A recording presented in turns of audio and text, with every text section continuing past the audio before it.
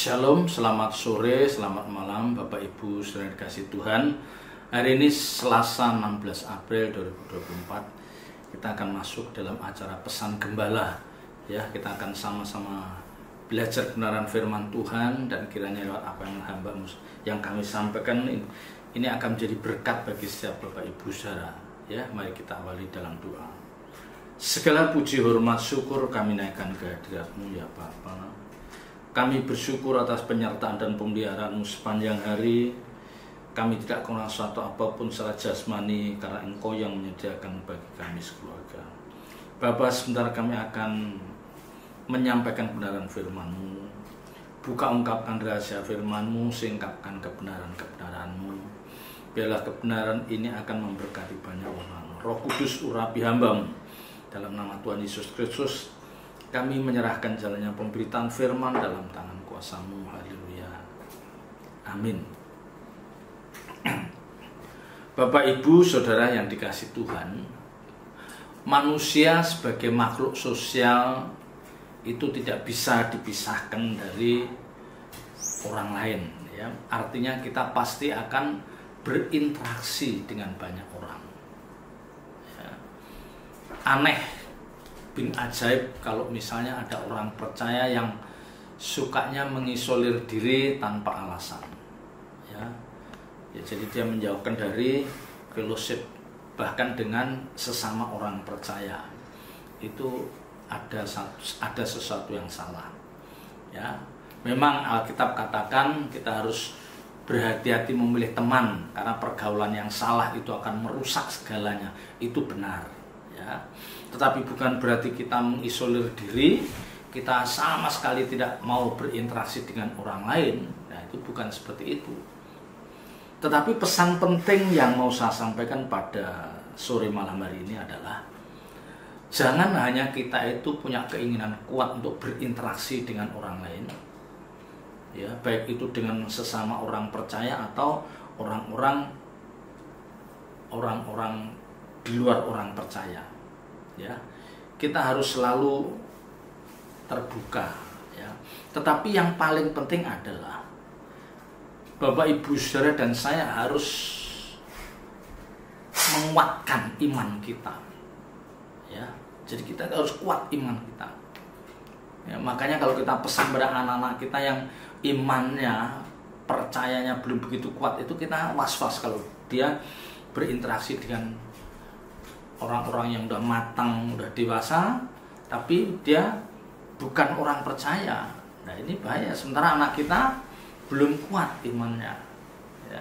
Jadi yang harus kita persiapkan diri kita supaya kita benar-benar memahami filosofi konsep yang benar tentang kekristenan. Itu kita pahami dan itu kita pegang, ya, menjadi landasan kita di dalam bertindak, ya, dalam membangun persahabatan, ya. Kalau itu kuat, menjadi kita pahami dengan kuat, ya, kita memiliki pemahaman yang lengkap, ya, dan kita kuat memegang teguh itu, ya, kita tidak akan khawatir melepas anak-anak kita yang sudah dewasa itu untuk bergaul dengan banyak orang, karena kita sudah mendasari iman kekristenan anak-anak kita dengan landasan yang benar.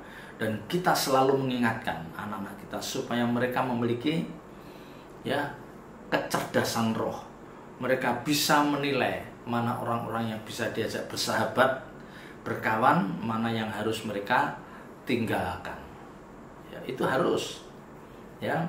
Jangan karena wah ingin disebut, wah dia punya teman banyak, ya. Tapi dibalik punya teman banyaknya itu kita tidak ada hal positif bagi hidup kita. Ngapain begitu? Ya, kita punya teman banyak tidak salah, ya, tidak masalah selama kita ada pelajaran, ya, ada berkat lewat kita berteman dengan banyak orang ini, ya. Tetapi kalau dengan teman banyak orang ini justru malah kita membahayakan hidup kita, membahayakan hidup anak-anak kita, mending kalau saya punya teman banyak-banyak. Kita harus selektif, ya, karena itu bisa membahayakan kehidupan anak-anak kita yang memang belum kuat-kuat benar imannya. Ini yang harus kita pahami.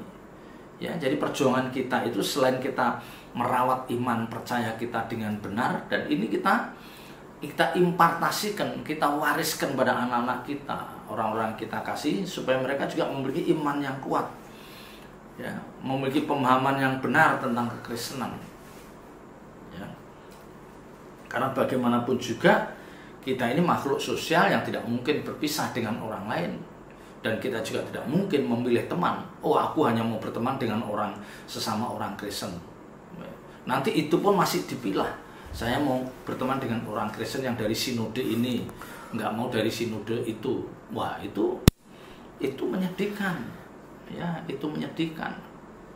Ya. Dimanapun kita berada, kalau kita memiliki landasan yang kuat dan benar, kita tetap akan bisa menjadi berkat. Dan kita tetap bisa berkarya, kita bisa dipakai Tuhan dengan cara Tuhan yang luar biasa. Ya. Mungkin kita dikirim orang-orang yang bermasalah dalam hidup kita, nggak apa-apa, ya. Kalau kita sudah sering mendengar kebenaran firman yang begitu kuat, justru ini menjadi sarana untuk menginjili mereka, ya, untuk memberitakan kabar sukacita. Mereka harus memahami, ya, pengajaran kekristenan yang benar ketika menghadapi persoalan hidup itu seperti ini.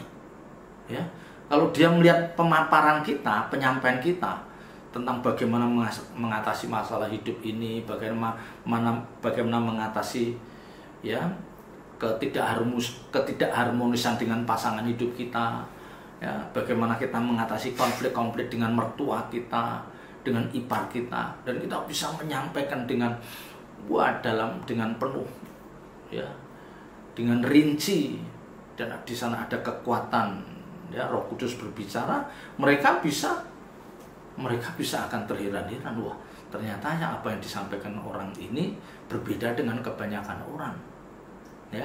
Ini kelihatannya sederhana, Bapak Ibu Saudara. Tapi ketika saudara, Bapak Ibu Saudara dan saya menyampaikan satu solusi, satu pendapat untuk membantu menyelesaikan masalah hidup seseorang, dan akhirnya orang itu merenungkan dan itu adalah dianggap sebagai sesuatu yang benar, mereka tidak akan melupakan kita. Ya. Ya. Itu yang penting, ya. Nah, ada ayat di dalam Ibrani pasal 10 ayat 24. Ya, tadi saya membuka merenungkan hal ini cukup penting, ya. Ibrani 10 ayat 24. Dan marilah kita saling memperhatikan supaya kita saling mendorong dalam kasih dan dalam pekerjaan baik. Ayat 25.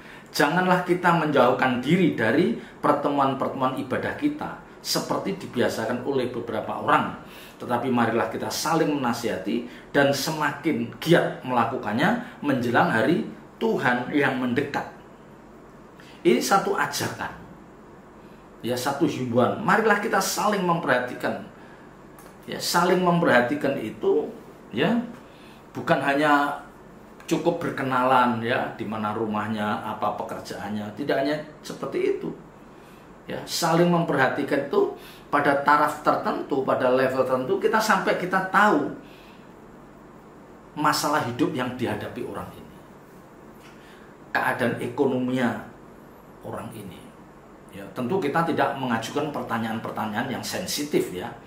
Ya, tetapi dari pembicaraan itu kita bisa menangkap, oh, keluarga ini dalam keadaan lemah ekonominya, ya, keluarga ini dalam keadaan yang tidak stabil, ya, karena mungkin suaminya sedikit bermasalah, ya, anaknya sedikit bermasalah, bisa, ya, bisa. Nah, kita saling memperhatikan itu artinya gini, kita diajar untuk kita itu tidak egois, ya. Kita tidak egois, jangan hanya mau kita, orang lain memperhatikan kita, orang lain mendengarkan keluh kesah kita, ya, orang lain kita tarik bagaimana mencari solusi atas masalah hidup kita. Ya, memang sekali-sekali boleh, tetapi tidak selalu. Artinya jangan selalu kita menjadi pusat perhatian untuk mendapatkan pertolongan orang lain, sementara kita sendiri cuek. Ya, kita a priori, kita nggak mau tahu dengan kesulitan orang lain. Nah, itu tidak baik. Jadi ayat ini katakan, marilah kita saling memperhatikan supaya kita saling mendorong dalam kasih. Ya. Dan ini kenapa saya katakan penting? Kenapa saya katakan penting? Karena gini Bapak Ibu Saudara, justru interaksi dengan sesama itu, baik itu di keluarga, keluarga besar, di lingkungan tempat kita kerja, di lingkungan keluarga besar, ya, tempat kerja kita, lingkungan kita tinggal, di sesama pelayan Tuhan di gereja, itu sebagai sarana untuk kita bisa membuktikan apa? Kasih kita. Ya dong. Kapan kita membuktikan kasih kita? Kapan kita membuktikan ketulusan hati kita? Kapan kita bisa membuktikan murah hati kita? Ya, kapan kita bisa membuktikan rendah hati kita? Ya, rendah hati kita.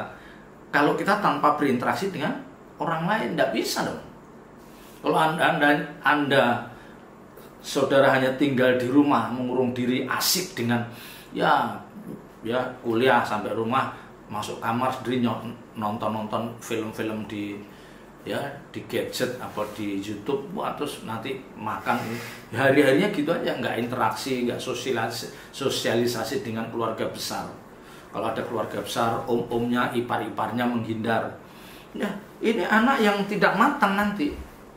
Ya, kelihatannya memang tidak ada masalah, kelihatannya saat itu. Tunggu suatu saat Tuhan akan bawa dia untuk dia menghadapi masalah yang dia tidak pernah membayangkan. Ya, karena dia tidak pernah interaksi dengan banyak orang, dia tidak pernah mendengar keluhan, problem, masalah orang lain. Ya, tetapi kalau kita berinteraksi dengan banyak orang dan kita bisa membatasi diri kita, ya, kita ternyata ada orang yang punya persoalan hidup seperti ini, ternyata orang yang punya persoalan hidup ada ini. Itu menjadi pelajaran berharga bagi kita. Ya, seperti menjadi apa, literatur. Jadi nanti kalau aku menghadapi masalah seperti ini, kita udah siap cara penyelesaiannya. Mengingat, ibu itu pernah menghadapi ini, putranya bapak itu pernah menghadapi masalah ini. Jadi kita nggak blingsatan bingung, enggak. Karena kita seperti sudah ditempa lewat hidup kita hari lepas hari. Ya. Jadi jangan kita mengurung anak-anak kita itu tidak bersosialis dengan banyak orang. Salah. Mereka harus berinteraksi dengan om-omnya, dengan tante-tantenya. Kalau penting, ya, kalau bisa dengan orang yang tingkat akademisnya lebih tinggi. Ya, tidak selalu sih, tidak selalu. Ya, jangan tuh nanti kita membatasi dengan yang pendidikannya rendah, tidak juga. Tetapi kita dibawa untuk mereka, anak-anak kita yang masih SMA, masih kuliah tuh, dia udah bisa menangkap cara berpikir orang-orang yang udah punya pengalaman hidup yang panjang. Ya, dan biarlah dia memiliki filter, dia mengambil pelajaran yang baik dari apa yang dia dengar, dan itu penting. Ya, jadi saling memperhatikan itu muatannya harus mencakup bagaimana kita memahami apa masalah hidup orang itu. Ya, bahkan kalau kita diberkati dengan keuangan yang cukup, kita tidak salah, kita ingin tahu apa sih kekurangan rumah tangga ini, kekurangannya, kebutuhannya apa. Ya, dan kalau kita digerakkan oleh Tuhan, tidak ada salahnya kita membantu. Ya, kalau toh kita tidak bisa membantu secara materi, paling tidak kita bisa menguatkan. Ya, kita kasih tahu bahwa jangan takut, jangan khawatir. Kita pun memiliki Allah yang hidup, Allah yang tidak pernah meninggalkan anak-anaknya, yang hidupnya benar di hadapan Tuhan. Nah itu penting. Tidak pernah meninggalkan anak-anaknya yang hidup benar di hadapan Tuhan. Ya, jadi itu kita kesankan dia biar nangkep. Jadi yang hidupnya benar. Jadi kalau dia hidupnya nggak benar, ya kita arahkan, kamu hidup benar dulu. Ya, jangan kamu hidupnya berantakan, nggak karu-karuan, sirkuit berpikirmu masih seperti orang dunia, bahkan ada sedikit jahat-jahat dan liciknya, terus kita arahkan untuk berdoa. Jangan. Ya, nanti kalau toh ditolong, ada orang nolong, sirkuit berpikiran yang sedikit jahat dan duniawi ini tidak mengalami perubahan, dan suatu saat akan timbul masalah lagi. Ya, karena pada dasarnya masalah itu dari dirinya sendiri yang punya cara berpikir yang salah. Konsep kekristenan yang dia pahami salah. Nah, ini yang membuat saya pun juga prihatin melihat anak-anak muda dengan konsep kekristenan yang salah. Ya, mereka memanfaatkan kuasa Tuhan, memanfaatkan kemurahan hati Tuhan hanya untuk menolong hidupnya, masalah hidupnya. Padahal masalah hidup itu timbul karena kamu karakternya buruk. Ya, diperbaiki dulu karakternya, jangan diajar doa dulu. Ya, kita memang tanpa sepenguatan dia, kita doakan juga. Ya, ya dia juga berdoa dulu, tapi berdoanya, Tuhan berikan aku kekuatan untuk kami menanggalkan kebiasaan buruk saya. Dan ini akan terus saya suarakan. Ya, saya itu prihatin kalau orang banyak berdoa tapi karakternya buruk. Ya, jangankan Tuhan, kita aja orang tua aja, sekalipun anak kandung kita nih minta sesuatu, kita bukan lagi punya duit berlimpah. Tapi kalau karakter anak kita buruk, masa kita turuti? Dia bisa dimanfaatkan bandar narkoba. Kita ujot, kita los dengan uang. Wah, dia tidak memiliki karakter yang baik. Ditangkap oleh preman-preman jalanan yang membahayakan itu. Dan ternyata kan kenyataannya banyak. Anak orang kaya yang tidak dimodali dengan karakter yang bagus, ya, dengan iman percaya yang kuat, terseret. Ya, karena orang tuanya hanya memberi dan memberi. Kalau Tuhan enggak. Bahkan mungkin kalau Tuhan, kalau kamu yang karena kamu bandel, ya udah, urusan polisi silahkan, penjara saja.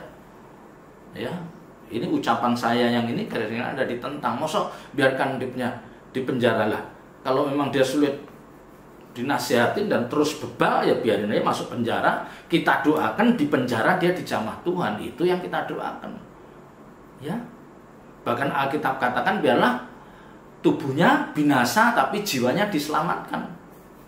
Ya, biarlah dia menderita dalam penjara itu, tetapi dia mengenal kebenaran, dia dilawat Tuhan.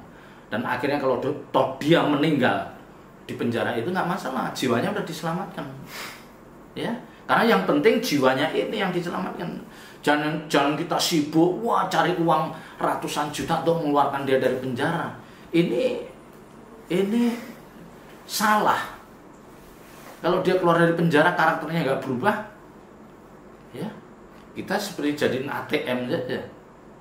Ya, sama aja yang sering katakan ini yang namanya kere, ngajak-ngajak hidup sengsara, ngajak orang lain yang kayak gini. Ya, keluarga yang dari sekian anak bagus, ada satu anak yang nyimpang sekali hidupnya, biarin aja. Daripada nih kakak adiknya karena duit orang tuanya habis untuk nebus itu, dia jadi nggak bisa kuliah, nggak bisa apa-apa, kan merugikan banyak orang.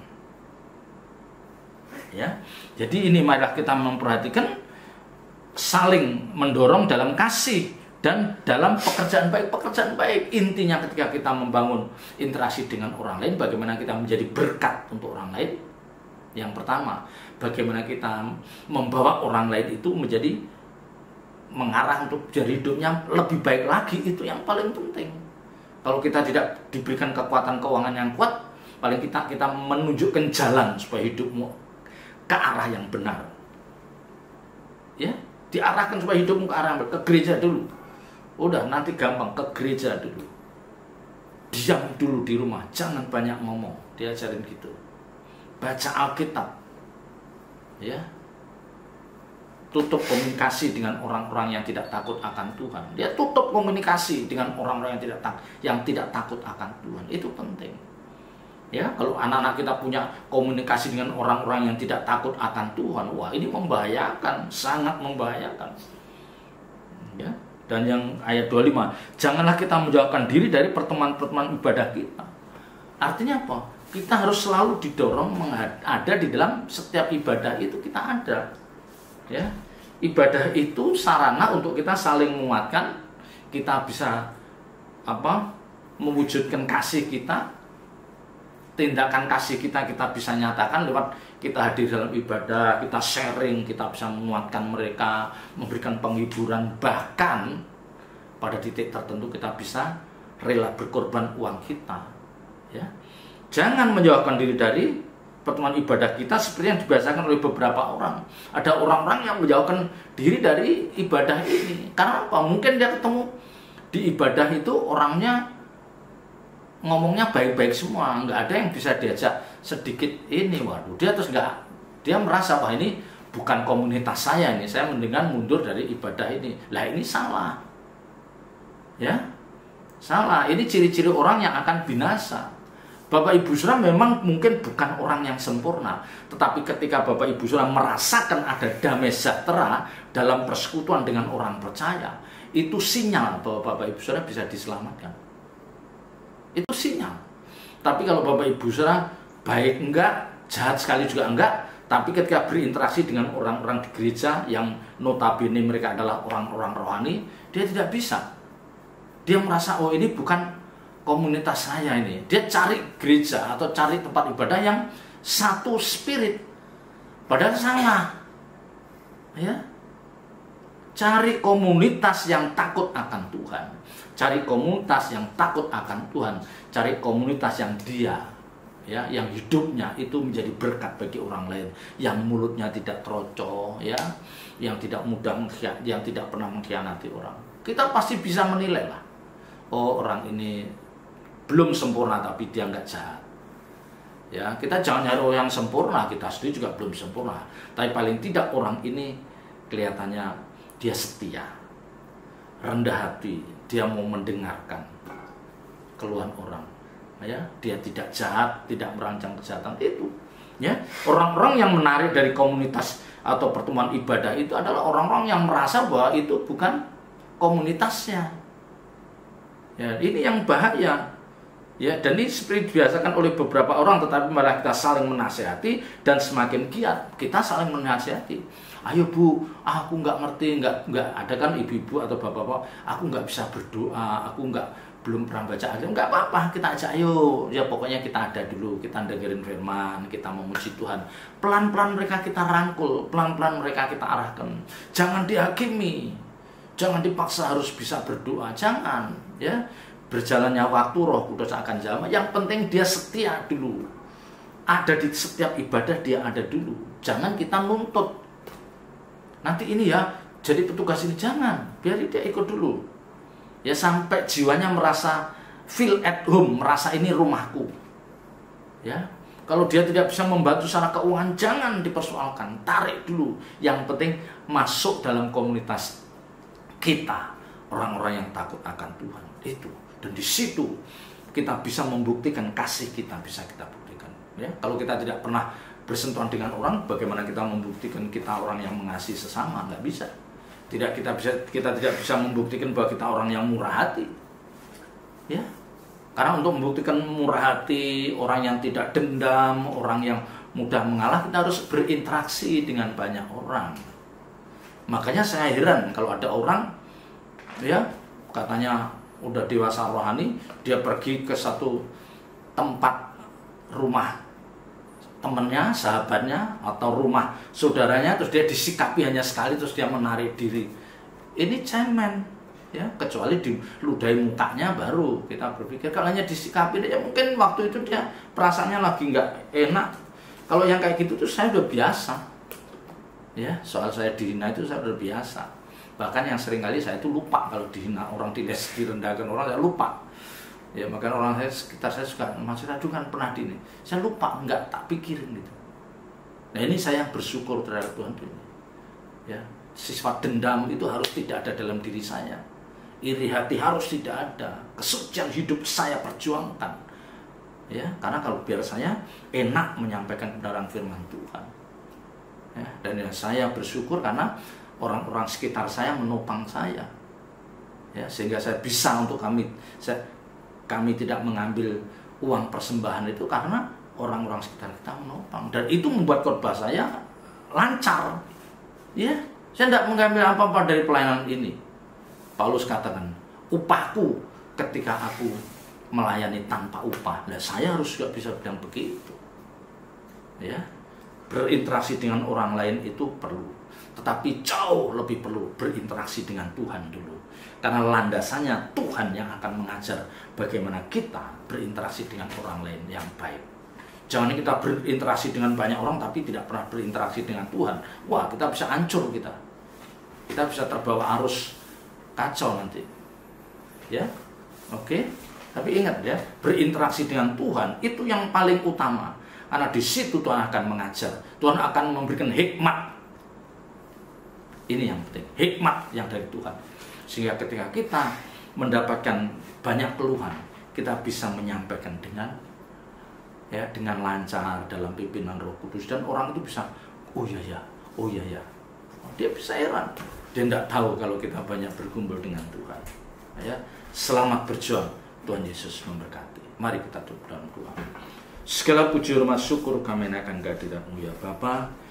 Kiranya Engkau meteraikan firman dalam setiap hati kami dan ajar kami melakukannya dengan penuh tanggung jawab. Terpuji nama-Mu kekal selama-lamanya. Dalam nama Tuhan Yesus Kristus kami berdoa dan bersyukur. Haleluya. Amin.